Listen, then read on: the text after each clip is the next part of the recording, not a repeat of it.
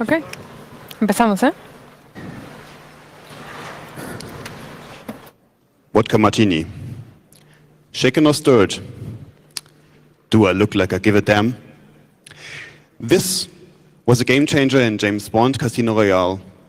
And so is modern technology in modern microphone bugs. Veronica Valeros and Sebastian Garcia, both known from various conferences like Black Hat or Echo Party, will tell you about the current situation and about the current state of microphone bugs. Please welcome, with a very, very warm hand applause, Spy vs. Spy, a modern study of microphone bugs. Thanks. Thank you.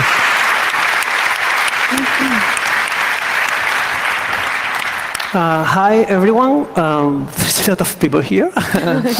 So, first of all, thank you to the CCC, to the Congress, to the translation team. For us, it's super awesome to be here. We're a little bit nervous, so we are eager to show you what we did. Yeah. I'm Sebastian Garcia. I'm from Argentina. I'm co-founder of the Mates Lab Hackspace. And usually my day-to-day life, I work as a malware and network security researcher using machine learning in a university in Prague. And that's it. Yeah. So I'm Veronica. I'm also from Argentina and also co-founder of the hackerspace Mates Lab. And my daily job is nothing like this. I'm a threat researcher doing network traffic analysis. So we are here today to talk about microphone bugs, how to operate them and how to detect them. So we have a lot of material to go through, so we are really eager to start. So Spy versus Spy, a modern study of MIC bugs operation and detection. This is something that we started working like 2 years ago. We were trying to see, okay, we don't know much about this. Probably few people know much about this, and there is quite a black hole in there for us. So we say, hey, we should get into that and see what is the reality for us in this topic. Yeah, and everything started when we heard that Chinese artist Ai Weiwei found microphones hidden in the electrical sockets in his home and studio back in 2015. This was shocking for us. I'm sure many of you heard this story. This was shocking because it was believed that the microphones were planted in his place back in 2011 when he was in jail. So there were 4 years of time between the planted devices until he found the devices. And 4 years is a lot of time for people to hear all your life and conversations and stories that go around your life. So we were shocked, like, how is this? We thought that this technology was old and deprecated and this was not used anymore, right?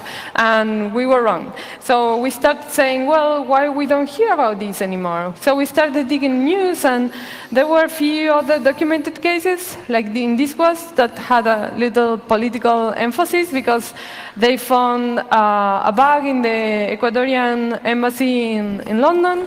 And of course, in this type of cases, when you find a bug in London, who can place a bug in London, right? So it had like strong political implications. But these cases, it's not that microphone bugs are not used anymore, it's that people just don't speak about this freely. So the documentation and information available around these type of things is not freely available. And another thing is that it's very hard to actually know that you are bugged, right? So it's very critical. Yeah, and even if you find it, most people maybe is not telling others that they were bugged. So the information is scarce and scarce every time. There are a few cases that are publicly available, like this one. Yeah, and we were thinking at this point, okay, what do we know about microphone bugs? And we found that most of the things that we know is from movies and TV shows. And when your information comes from movies and TV shows, that's not very nice, right? So we started to dig more and more. So we want to do this like a formal research, like as thorough as possible. So we started, as every research starts, with a kind of what it was done before, what information is available from the past, and we did like, okay, take the last 100 years and say what was there. And in here we kind of highlight some of the cases that we found interesting. Of course, there are hundreds of them. So these are some of the ones that we like the most. This one was invented in Russia. It was called the Great Seal Bug, or at the time it was known as the Thing. You know how much people knew about this, that they call it the Thing. It was a very interesting case because it was planted in the US Embassy in Moscow, and they took 7 years to find it. Because it was planted in plain sight, just in a room. There was a gift for the embassy, so they put it there on the wall, right? And it was found by accident because some person that was listening to the radio found that actually he was hearing conversations that were coming from the embassy, but he was outside, so he was like asking what is going on. So they started investigating, and they found this. So when they opened this thing, they found that there was no battery in there, only the microphone and some pieces of electronic. So how did it work? If there was no battery, if it was alone in the embassy for 7 years, does anyone here have any idea how this mic worked at the time? Anyone want to shout? Oh, just shout. What do you think? Huh? Wireless exactly, energy. right? Wireless energy. So thank you very much.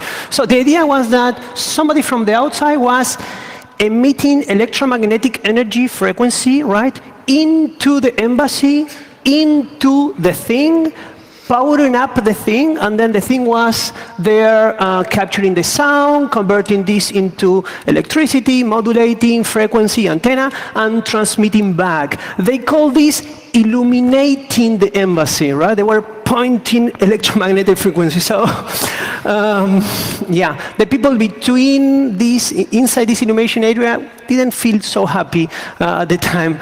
So you can see that this is like NFC, near field communication technology, the same that we are using now. You transmit some energy, wireless. Okay, maybe it was not near field, maybe it was very far away field communication, but it's the same idea, right? So the technology is not new. It was the first time that we saw they were using it like that. Yeah, so after they found this, Americans, of course, took the idea and they created something very similar that is called Satir. It was just a copy of this. And this was after the Second World War, 1940-something. So, and this was kind of novel because it didn't require energy, right? But a few years later, the transistor was invented, so things started to shrink, and that was a technological advance on the field. And one example of this is the KGB bug. It was this generic as we found it. You can see that it's really small. It's 7 centimeters long. It has like 2 pins on the bottom, where it was the power supply, 1 pin in the top for the antenna, and the small screws on the middle were for tuning the frequency. So that was also innovative. And the small size make it really portable. You can see there that the number we thought it was the serial number, which it's pretty large, but actually somebody told us that the first 2 numbers was the year, so that's supposed to be from 1964. Yeah. So this was not the only thing small that was invented around these dates. This was a model, TY574A. This was invented in Czech Republic, or the old Czechoslovakia. It's a modular microphone, so it was very novel by the time. Every little cube had different functionalities, so you can assemble it with different combinations. And the small cubes have like functionalities like one of them can beacon home, whatever that means at the time. So it was kind of very clever. And we found some old magazine that explained how it was used. And you can see here that they made like fake wooden box where there was a microphone and then the pile of batteries that it needed to power it up. And it was placed under the table. So how many of you would check under the table like daily? Yeah, all of you, right? Yeah, you go right. there and check. So this can go undetected like for very long. So Yeah. it was very clever. And you can imagine how many of these you have to use to start making the modules, right? Like Yeah. object or oriented spine or something like that. Yeah. So another device that was very interesting because all these different microphones, and we will see in the future presentations that it's a problem is how you power these microphones to last very long time, right? And this was it was very nice. It's called OPEC. It's because of it was found in the offices of the OPEC, this organization for petroleum something. It was found in Austria in the 70s. And if you pay attention to the image, it doesn't have pins for power supply, right? So it takes a very interesting twist, and this is a microphone that you place near electric wires. So it's powered up by induction, electrical induction. So it makes it really interesting because you can just put it in the wall or near electric wires that you know where they are, and it will stay there as long as you want it. Yeah, so it was a very clever way to solve it. Again, NFC in another way, but super interesting twist. Yeah. So this is from an old magazine from the 80s, and the idea here is to give you a hint of how many ways there are there to spy people by using audio in a room like this. So there are plenty of those. The technologies, these are super old, and you can see that they are, yes, using the telephone, but also microwave, and also monitoring the typewriter key. So this one now, it's called back monitoring typewriter key sounds. It's called keystroke dynamic in the area, and they were doing that with sounds long time ago. And you can have also from the windows redirecting frequencies in there. You have also all the places to put the microphones that we are going to study today. So this is all, but there are plenty of ways of doing this, including there the laser pointing in the window from the 80s, right? Yeah, and all of these, many of these were trying to solve the power supply problem, right? So the typical uses is inside phones or in the electrical sockets. Why? Because you have free constant supply, also with the lamps and so on. These are typical locations used in the past and still now, right? But this is kind of old technology. Right now, we technology advanced, right? And we went to why put a microphone in your home if I can infect your phone with malware, and I know the phone will be with you all the time, and I can listen to all conversations. So FinFisher is one of the default, let's say, most used malware for this. It was very well documented, different cases, but also there were. Right now, other clever solutions like lasers. Right? Yeah, this is new technology that they are pointing laser to mist in the air, so water molecules in the air floating, and while you are talking and you are close to this mist, they're pointing a laser to that, and they can then hear you back. So there are a lot of new things that are going on, but we are going to focus on we are more familiar with malware nowadays, but the fact that a person was 4 years had the microphone in their home without detecting it. That was something that we thought we needed to focus instead of this, right? So we wanted to get our hands on the technology. We wanted to try it on. We read some stuff. We wanted to prove it for ourselves, how it works, how it sounds, how was the audio quality, and so on. So the spectrum of different microphones is huge. So we wanted to focus on something concrete. It's like a baby step on the research. So we focus on FM and GSM, commercially viable microphone banks, but that also they are wireless, and they are also stationary. That means that they are microphones designed to be put in a place and be left there, right?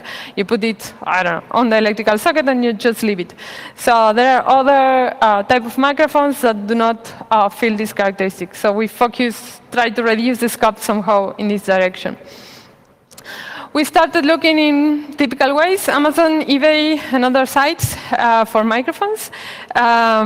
This is one of the first one, the F908. It's very small, as you can see in the video. It has a plastic case. It has for power supply, a 9-volt battery, but it has a very long antenna. So all these movies that say, yeah, let's hit a microphone, they just put it there. Well, you still need to hide antenna. So that is a very interesting model. We try to buy. We have a limited budget, so we try to buy like different models that have some differences.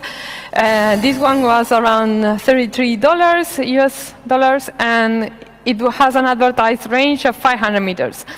Another model was this microspy. We wanted like the smallest thing that we can find, and this works in the same range of frequency, same power supply, is half of the price, doesn't have the case battery, but you can see there that there is a microphone, the socket for the battery, and also the very long antenna. And even this microphone, you can see that it's really small, but you need to put the battery, which is this big, right? So it's not that big, that small anymore. You just have to hide the whole thing. Another example that we bought is the Ear One. This is very similar. This has for adjusting the frequency as well. The same range advertised is $18 US.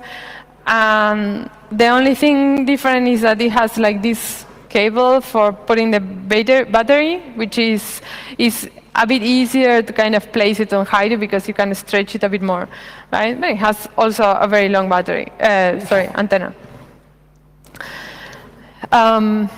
We wanted to also find things. Okay, these three models were models that of microphones designed to be like spy microphones, right?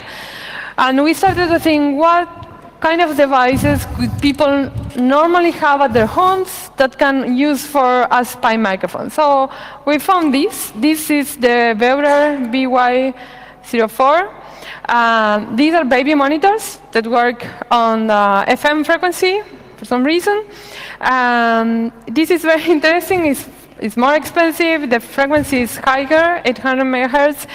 And the advertised range is 800 meters, because it seems that it's kind of common just to leave your baby and just go 10 blocks away, right? So I'm not sure why. It's like that. So we wanted to also try some variety, and we bought this Mini A8. It's a GSM microphone. So it has a place for a SIM card, it has battery in there, it costs like $10. And it's GSM, so you can call from anywhere in the world and you can listen to the conversations where the microphone is planted.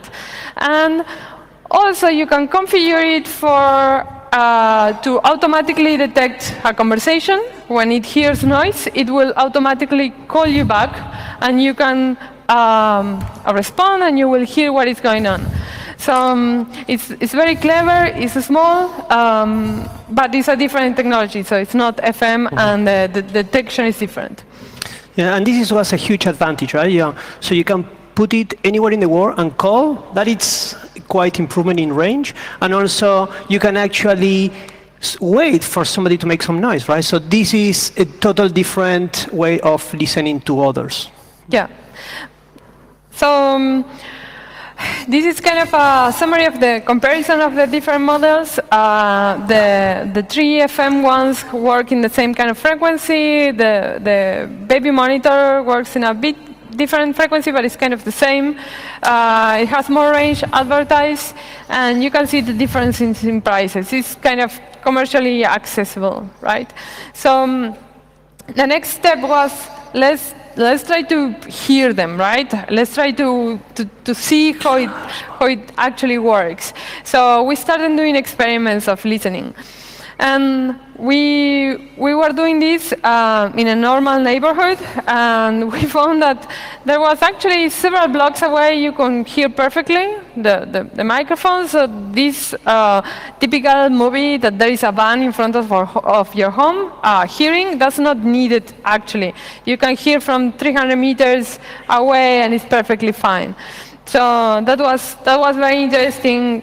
Our first experiment on yes, this. Yes, and all the microphones were having this feature, right? So usually you don't need to be less than 100 meters away. Like this is perfectly hearing. Unless you are inside some iron box, there is no need for that. Yeah. Of course, the more buildings there are, maybe the audio quality differs, but it's actually perfectly fine. So we wanted to do, as I say in the beginning, as thorough as possible. So we documented all these experiments. All these tables are in the paper. You can read later. This is one of the experiments where the bag was stationary in one place, and the receiver was 300 meters away and getting closer. So we were recording the audio quality.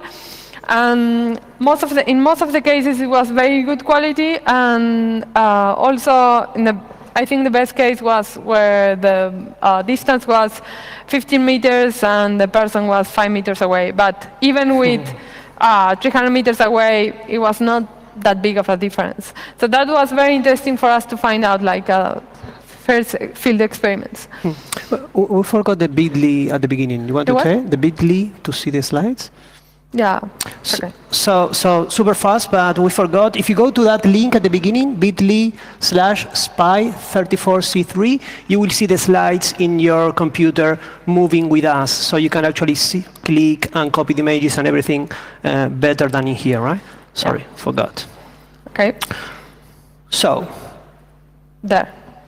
So based on these first experiments of only listening, right, we started to understand more. And these are some geolocation remarks, which are really interesting because an attacker needs to be close, right? And this is good for you, and it's also really bad for you for several reasons. First, it's good for you because it filters your kind of attackers population. It's not that anyone in the world can attack you, right? It's the attacker and you have to be sharing the same kind of physical space or city or neighborhood. So that's kind of good for you. It's bad for them that they need to be close because you have more chances to kind of spot them, like suspicious behavior. But it's also bad for you that they are close because they are physically close to you, right? It's a different kind of threat. Yeah. So this is not good. And with other type of threats, eavesdropping threats like malware infections, anyone in the internet can help you, right? But in this case, you need to have people can help you. You need to be kind of also close geographically. So that's not very good for you.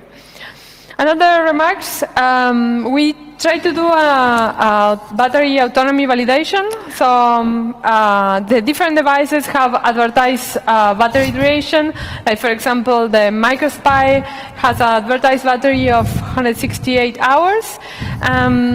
We tried it to leave it there, and in most of the cases it was lower than advertised.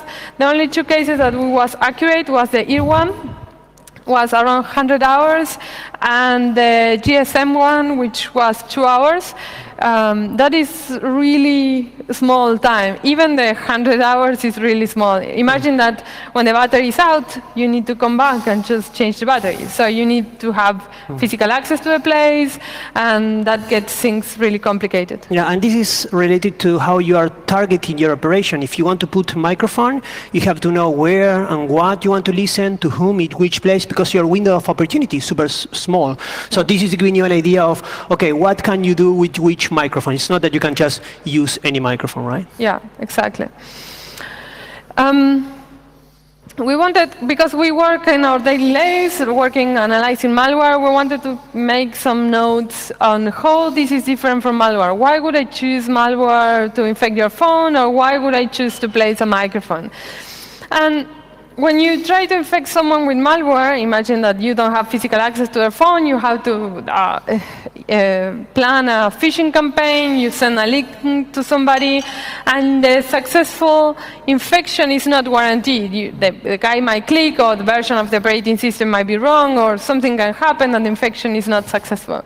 And also, you cannot choose the time, right? Like, yes, you are trying to infect somebody, but you never know when it's going to be infected. It can be today, tomorrow, or in a week. And actually, there are a lot of casualties around, like they are not the people you wanted to infect. So it's not straightforward to do this. Yeah, and also when you find the malware, right? Imagine that you are analyzing some mobile device and you find the malware. You can analyze the malware. You can reverse it. You can find the malware leave traces, right? And you can use that to know who the attacker was, ideally, or have some idea. Well, you know that something happened, right? Because the malware is there. You know that something happened. In the case of the microphones, if the operation was successful, you can go there, plan the microphone, just take it out, and there is no trace at all. You didn't know it happened. So that was kind of big differences. And also, people from the internet, as we say before, can help you with malware. With the microphones, it's not that easy. So a big warning here, like we are trying to think about which is the difference between these commercial available microphones and the not commercially available microphones. We don't have access to these not commercial microphones, so we really don't know how far away they are in the technology of microphone bagging right now.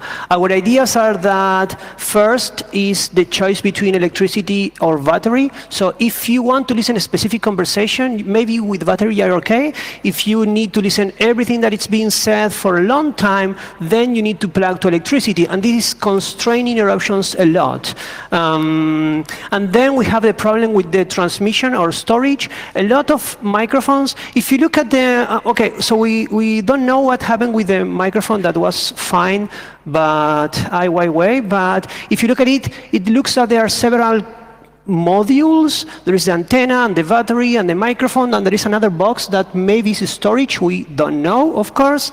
So the idea is that you can store the audio in an SD card or something like that. So this is good because you are not transmitting, so you are less prone to be detected. However, you have to come back and get the SD card. So depending on your availability to get into the premises, you can use storage or not. There were versions of microphones that were having the microphones inside the room and then a cable to the module that was transmitting like from 50 meters away. So this is like a hybrid option, right? You have the microphone, you are transmitting in real time, but from the room, there is no detection of this transmission. And then it's the thing of, okay, there is one-time conversation, like we said, or versus I want to listen on all, and finally, how much access you have to the room. So depending on these variables is your pick between maybe, okay, this is something I can do with the commercial available, or this is something that maybe some people can do with the not commercial available microphones out there. Yeah, and one thing that is important to have in mind is that when we think about microphones, or at least when I thought about microphones like 2 years ago, the first thing that I thought is governments, right? Governments putting microphones in your home. But actually, all these commercially available microphones are not used by governments. They are used for intellectual espionage, wives or husbands trying to find if the other partner is cheating on them, and all these type of things. So there is like a lot of variety of usages that goes around this technology, and that's why all these type of things like come into place. So right now we are heading into the part of the presentation that we will talk about detection, but please, if you really are in a life-threatening situation, we recommend to just contact like a professional company where they do professional swipings of devices, and they do this for a living, right? So just be mindful. So, yes, there are a lot of companies that are actually doing this for a living, and they are very good. The problem is that, imagine that you have some suspicion that maybe somebody's bugging you. You may call one of these companies, but then the other day you have the same suspicion in your office or your room or your car. So it's not easy to call them. The work can take up to 10 hours, which is a lot, and it's super expensive. So the problem we saw is that there was no room in the middle for any quick tool that you can use and adjust and hack a little bit and modify to make your everyday detection in any place you go. So this is why we created the Salamandra. Salamandra is a free software tool. It's SDR-based, software-defined radio-based, and you can go there, you can download it, and the idea of Salamandra is to make the detections of hidden microphones around you easier. Something that you can go, download, plug the SDR USB, have some detection around you, and then you have some idea of what's going on. The other problem is that if you buy one of the big hardware equipment for spy microphone detections, it may be suspicious. If somebody's looking at you, they will notice that you are buying this, which is telling them that actually you know that you are bad, which is bad for you again. So the less they know and the more you know, it's better. In this case, it's just a software, you download it, USB, and you have an idea of what's going on. So this is the type of device we are using. It's very well-known SDR basic device. It's a TV tuner that you can buy from $10 online, and a lot of people has been using it for years for SDR. So we are using one of these devices, like this one I have in here, is the same, and Salamandra is actually in the background using a tool that is very well-known tool called RTL Power. It's one of the tools that is reading the information coming from the USB device, and it's converting this into power levels, and it's giving you from a range of frequencies the power levels detected by the RTL Power tool. So Salamandra is reading these power levels, and it's working with these for detections. So which is the basic idea behind Salamandra for detection of hidden microphones. It's taking the power levels. In this case, you have here normal FM radio. This is the transmission, the frequency where it's transmitting, and it's taking these peaks and it's actually counting them. So when you plug a microphone, you will see this. So you can see that there is much more noise in the frequencies, and also you will see that there are a lot of peaks around. This is because you are usually close to the microphone. So the closer you are to the power source, the more spurious frequencies you will find, the more noise around, and you will see other frequencies being also having this peak of power. So if you move away from the microphone, you will see that these frequencies are going down, and there is only one frequency, the frequency which the microphone is using for transmission. So we are using this idea and counting this noise, in a sense, to know how close or far away you are from the microphone. So in here, this is an idea of putting a threshold, that is the blue line, and then we are counting how many peaks are over this threshold. This is a super basic idea. It's not a new idea probably, but it's a very simple way of reading very fast a huge range of frequencies and finding if you are closer or not to this source of power frequencies. This is helping us to split and separate between the FM radio station that is super powerful but it's far away against the microphone that is super small and less powerful but is close to you. So we ran several experiments because as research background that we have, we wanted to know, okay, which is the best threshold for this? So this table is showing the first two thresholds. That means the high of the power level that we want to detect, that is the first column, and the second column is the amount of peaks that we are counting, okay? These two values are the values that we are modifying to know how good or bad it's the detection. So we run 85 experiments with different microphones, different setups, different thresholds in different situations, scenarios, rooms, train, in the street, and then we count, okay, there was a microphone, did you detect it? That is a true positive. If there is a detection from the tool but there is no microphone, that is a false positive. right? And then if there is no microphone and I'm not detecting it, I'm having a true negative in there. And if I'm saying, oh no, there is no microphone, and there is, in reality, that is called a false negative. So we count these errors, and then we compute some numbers, we call them metrics, to know which is the best detection, right? So the third column, we call it the F-measure ratio. This is a balance between the accuracy and the precision. And then we have the false positive rate. This is a ratio of how many times you said, oh, it's positive, there is a detection, and actually there was not microphone. And then the accuracy, the precision, and the ratio of true positives, the times that you have a good detection. So we count all of these, and we found the best solution for us. To compare, we also bought this tool that is called the Ghost. This is a hardware detector. You can also buy online for very, very small amount of money. And this is a tool that you can press a button and you can see if there are microphones around you. So it's one of the easiest way to have also some hardware tool to help you. So we were comparing Salamandra with this tool. This is the line you can see there, the Ghost. This is the performance of the Ghost. And this is the performance of Salamandra. So the best setup for us is the last one, where we have some 73% of F-measure. This is pretty good. And then we have 11% of false positive ratio. So this means that we lose some microphones. So there were situations where we say, oh, there's a microphone, and there was not. And there were some situations where we say, here, F-measure, okay, here, right? There were some ways to say, oh, I think that there are no microphones around me, and actually there were. So this is showing that no tool is perfect, and you should modify the values until finding whatever is best for you, right? So this is not perfect. There are errors. You will have situations where you are not finding the microphone with any tool, and you will have situations where you will say, oh, there are a lot of bugs around me, and there are none, even with the hardware one. So the good thing about Salamandra is that you can tune these parameters, and then you have a better detection. And actually, you can find the 0% false positive, which means that there were no errors if you want, right? So using Salamandra, this is an example. Let me show you Salamandra running.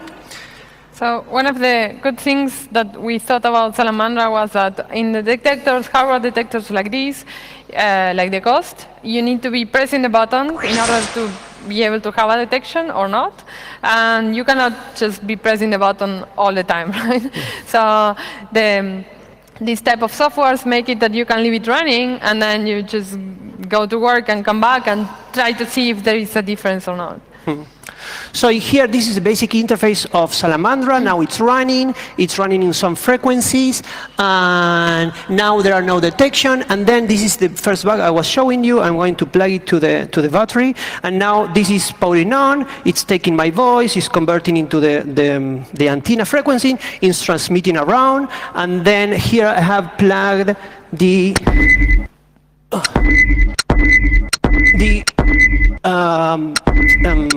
antenna of the USB device, and there you can see that there are some detections already. So you can see that there is the time of detection, there is the frequency, 113 megahertz, and then those sharp symbols is telling me how many of the peaks are in the frequency that I will detect. So you can see there that there are more, and then there are less, right? Which means that I'm closer to the source or I'm farther away, right? You can see there are more of them, and I'm moving away.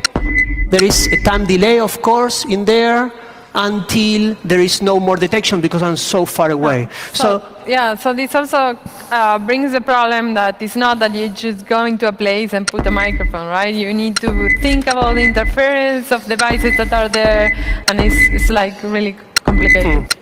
So the good thing about Salamandra is that you can walk around and you can see what's going on all the time, continually, and you can record it. So you can go and see, oh, there is some frequency here I don't like, because you have devices at home, right? You have TVs, and you have radios, and you have phones, and you have a lot of things going on. So it may happen that in some situations you are picking another frequency, right? So yesterday, for example, I was walking around and trying to see what's going on on if I walk in the Congress.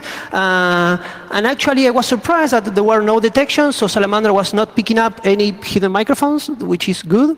And then I started having some detections in the frequency of 400 something. This is usually used by the radio people that is speaking with these radios. So I say, oh, somebody is speaking actually, so I will try to see what's going on with this. So I keep walking around and actually start to try to find them, right? So, okay, where are they? So I was walking around until I was close to the place that they were transmitting because I can see the amount of noise they were generating. So in a sense, this can be used to pinpoint any type of emitter, but we are focusing, of course, in the hidden microphones. So why Salamander is different to others? First, you can walk around, you can find different places, you can do it for a long time, you can leave it running during the night, for example, which you cannot do if you are pressing the button of the hardware detectors. You don't have to be there doing it. So you can detect, but more importantly, and this is super new because we don't know any tool that was doing this before, you can locate microphones. Detection tools, there are a lot, like hardware ones. Software, I don't know any tool. But more importantly, this is the first time that we saw a tool that can help you locate. So of course, what we are doing here is some kind of translation from the amount of peaks in the frequency to the distance, which is not accurate, of course. These are not meters or centimeters, it's just an estimation, but it's helping you know if you are far away or not. And second, the idea is that you can use RTL power to actually store the audio profiles in these power levels, and this is a file, so you can send this to anyone in the internet to help you with Salamandra or not to see if you have a mic at home. And this is something very new. You can do this in any room and then send the file to other people that actually can help you know if there was something weird around. And finally, you can profile your environment. You can take a measurement today that you know there are no bugs and then take it tomorrow or in the night or in a special situation, and then you will see the differences. Because remember that you have the TV and the telephone and your neighbor's phone. So if you know your environment, you will notice the differences. Okay, so real-life experiments. Yeah. So again, we wanted to make this research fun for us, not only like all these experiments and numbers. So we wanted to try them out and to kind of design experiments like, okay, let's think that one of us is the victim and one of us is evil. So I will be the evil one planting devices and he will have this Salamander tool trying to detect them. So the methodology of the experiments were something like this. The seeker, that is in this case Sebastian, he will go out of the room and I will get in and I will hide a microphone or not. Right? And then he gets in, he starts speaking some passwords. Not real ones. Or yes. Keywords, right? And I will try to be listening to this to try to measure, again, like the accuracy of the words and the listening quality. And then we will measure two things. The first thing that we will measure is the time to detection, which is, do I know if there is a microphone here or not? And then we will measure the time to actually find the microphone that was hidden. So that is two completely different things, right? So we wanted to know how hard it is to actually find them. And then we will measure what we call the recall, which is he mentioned a certain amount of passwords or critical words. So I will try to write them down, and then the recall is the amount of passwords that I heard over the total passwords that he spoken. So we can, this way we have some measure of how to compare these experiments. We did several like this. In here is a small table comparing them. In this case, in all the cases, we were hiding microphones, and we were finding them, which is good news.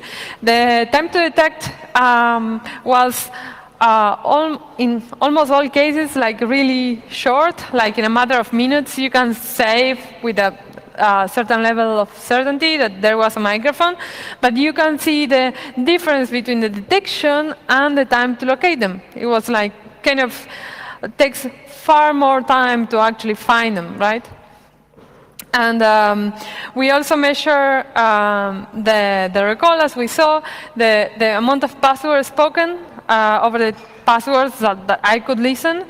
And this was, in only one case, it was 100%. In all the other cases, it was the amount of passwords that I could listen properly were very low compared to the passwords spoken. Yeah, and you can see there that there is one experiment that it took 25 minutes to detect, and then we found at the end that actually the microphone was running out of battery, so it was not transmitting all the time, and it was super frustrating, right? There was no detection, like no location, even the ghost was not detecting it, and then at the end there was super amount of frequency, energy going out of the microphone signal, and Salamander detected, so there was a detection 20 minutes after that, no location, right? I was not able to find it because it was powered off. Because, So sorry, and you can see that there were no password listened there, so I was saying password, but there were no password being listened, which is super good for me in this case. Yeah, and you can see how this make it difficult. If the password as the thing or the Great Seal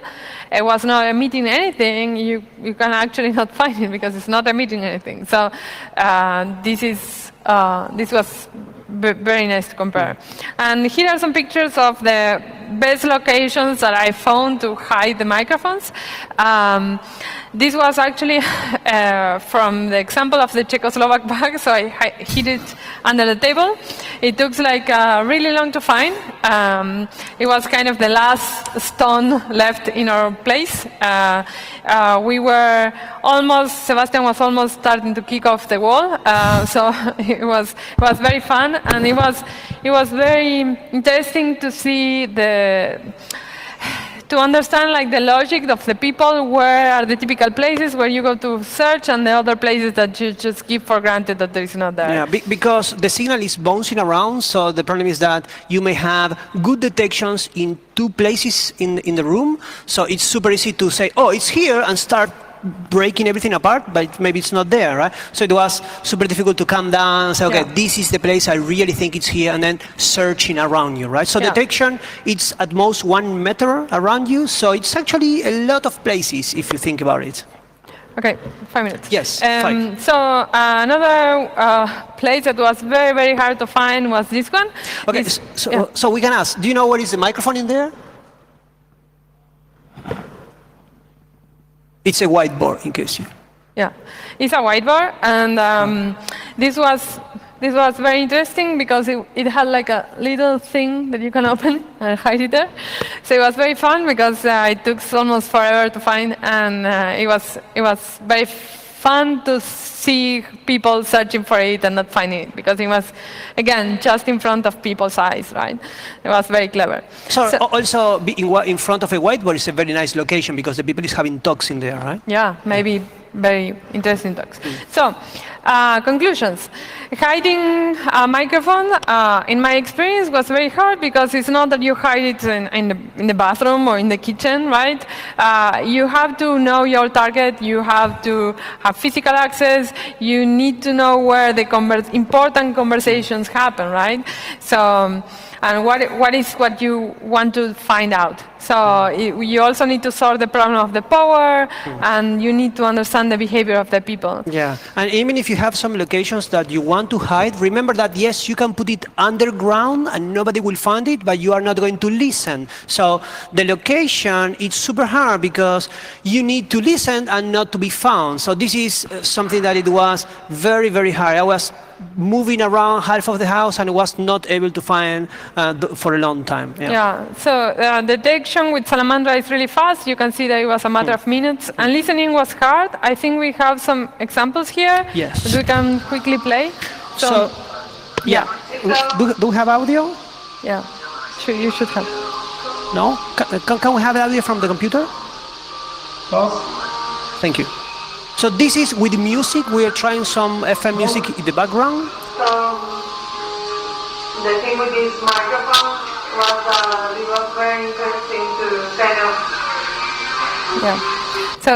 So you can see how it was kind of, you can hear the voice, you can see that someone is talking, and you can hear the music as well. And it's believed that 50 years ago, putting radio on and then speaking was a technique to kind of not making people not able to listen to you. But with current technologies, this doesn't apply any longer. So we ask Fermin Valeros to help us cleaning this audio with computer. You can see it's much more cleaner, right? No music? No.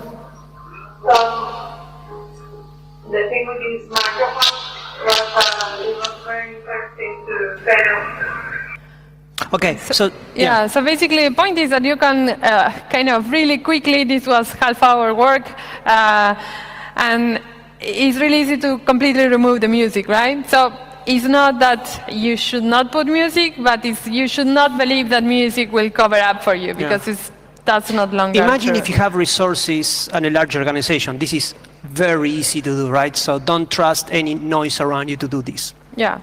So be more creative. Sorry. There you go. Yeah. So we believe, like, for closing this up, we believe that our work have like 3 key contributions.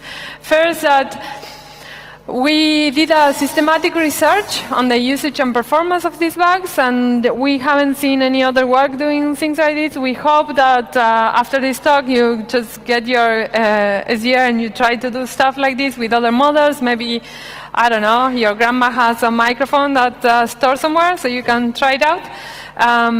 We have the first SDR-based MIG detection tool. It's available on GitHub. And we have the first real-life experiments documented that can be used to compare with other technologies, and you can use to actually learn and compare with other things. So before concluding, I want to say that we are going to give now to the people here, we have one SDR, USB SDR, that is for you. So now at the end of the talk, we are going to give to somebody there. So be prepared for that and remind us, this is for you.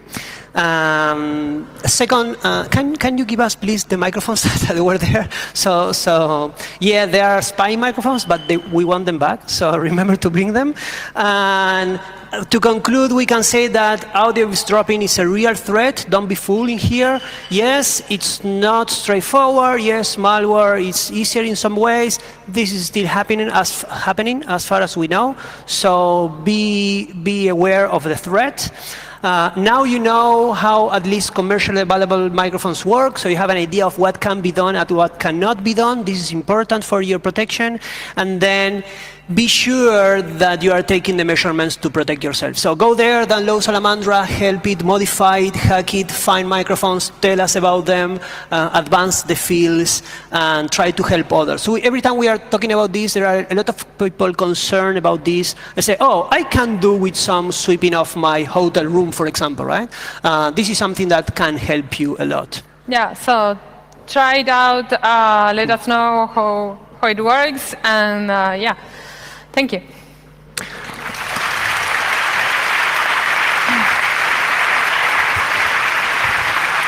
You want to do it now or after? So, thank you. I don't know. You can try it. Just, I don't know. Do we have questions? Yes. Questions now. Questions in the room? Please use the microphones. We have microphones over there. Okay, so maybe before the questions, we were going to give the USB SDR. So we are going to throw it, okay? This is the best way we found to throw it. We came up with several ideas, but this is the easiest we got. So we will throw the small thing. You can pick up the antenna later. Okay, yeah. So yeah. It's a bit dangerous, you know. Yeah. So I will hold this, and the one that gets the USB, it's going to get the antenna. Come here and get the antenna. Okay? Are you ready for that? There. One. Be careful. Okay. I think he got that. A round of applause. Yeah. If you don't want it, don't sell it, please. Just give it to other people. And pick up the cable, please. Whoever holds it. We have questions? Okay, we would start with the Q&A, starting with microphone number 1, please. Test.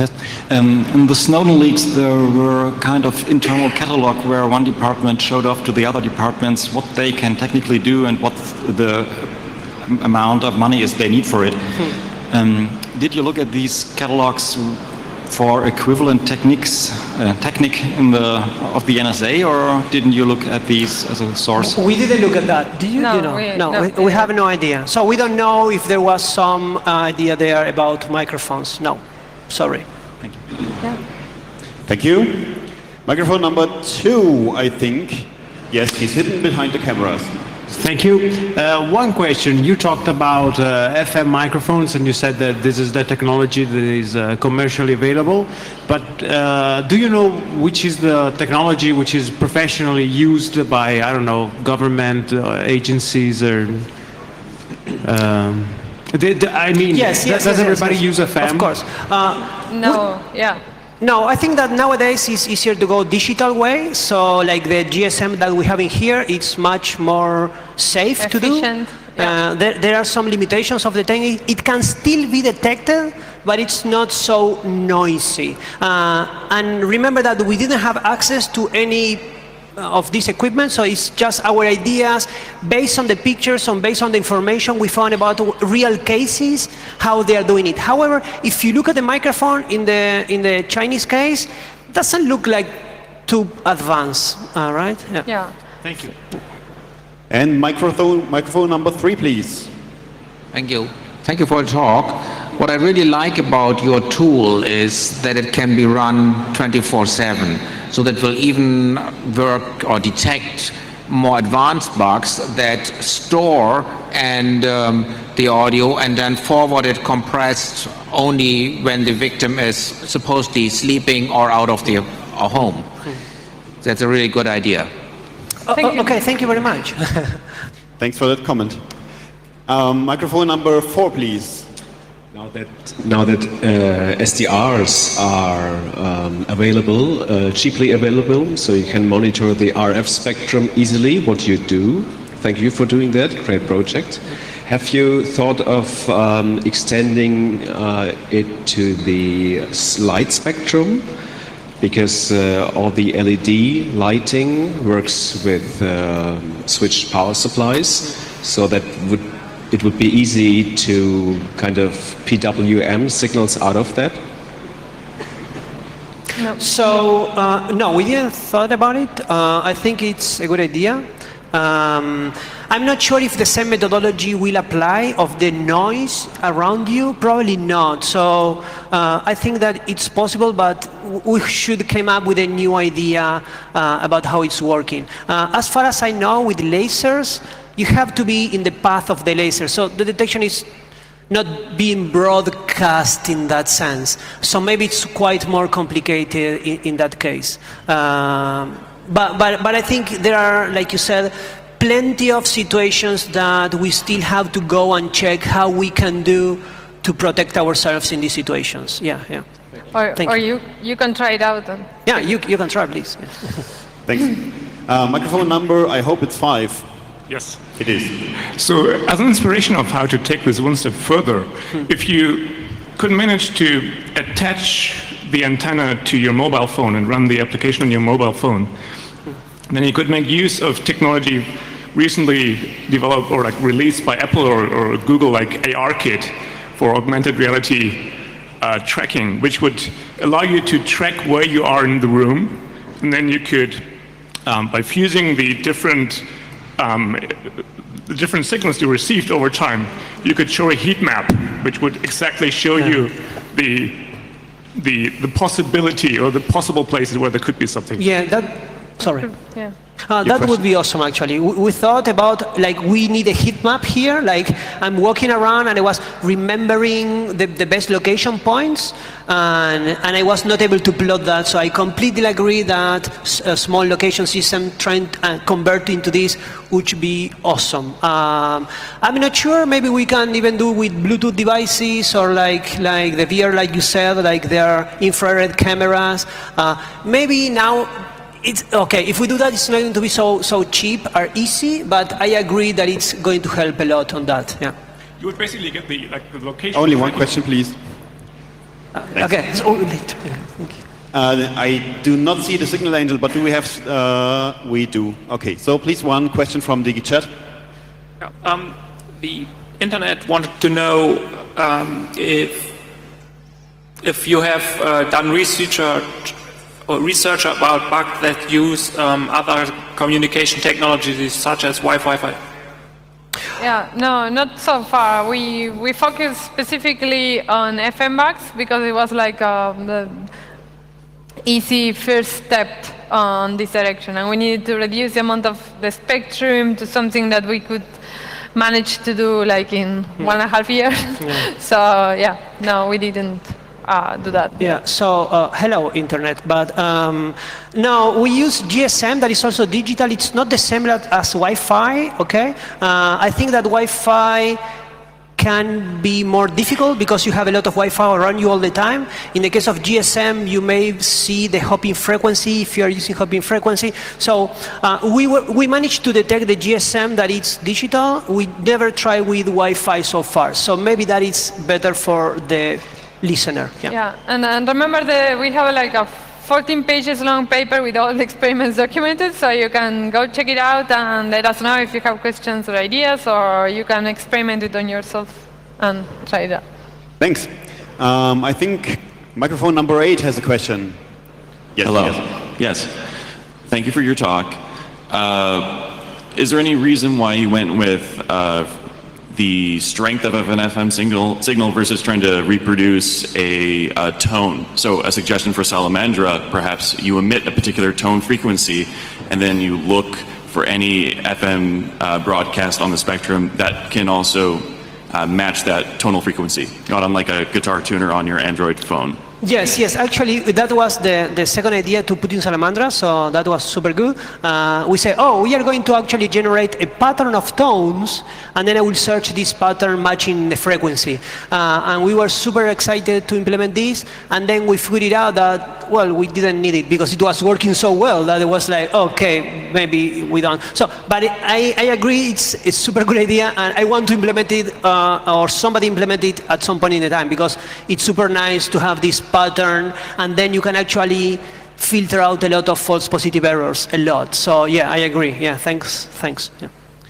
Okay, ladies and gentlemen, a really warm round of applause for Veronica and Sebastian from Matzlab. Sorry.